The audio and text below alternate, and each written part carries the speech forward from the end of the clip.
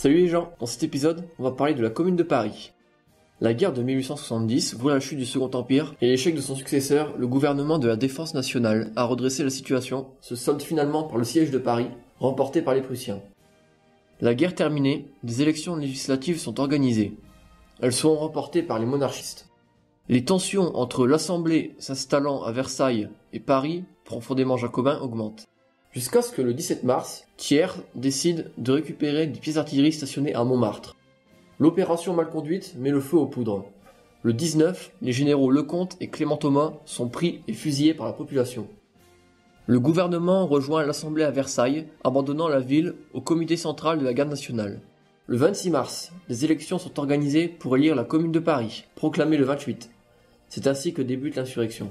Ce gouvernement insurrectionnel prend pour symbole le drapeau rouge et propose un programme aux mesures socialistes. Se considérant dans un premier temps comme le gouvernement légal du pays et publiant un journal officiel, il ne sera rapidement plus écouté en province à cause d'un manque de coordination. Rapidement, le 2 avril, la commune prend les armes. L'issue reste indécise jusqu'à fin avril, les choses s'accélérant et les combats s'intensifiant. Perte du fort d'Issy, du fort de Vanves, etc.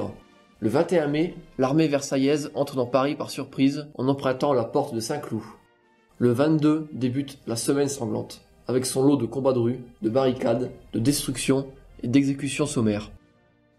Seront détruits notamment le palais des Tuileries, l'hôtel de ville ou encore la colonne Vendôme.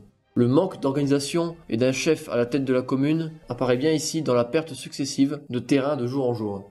Si bien que le 28, les Versaillais acculeront les derniers défenseurs au cimetière du Père-Lachaise où seront fusillés 147 combattants républicains sur le mur des Fédérés. Pendant ce temps, la dernière des 500 barricades tombe dans le 11e arrondissement. Ainsi se clôt le sanglant chapitre de la commune. Les pertes sont énormes. 1200 morts chez les Versaillais contre 3 à 4000 chez les communards, auxquels il faut ajouter les exécutions sommaires, soit un total de 6 à 7000 hommes tués et plus de 10 000 condamnations.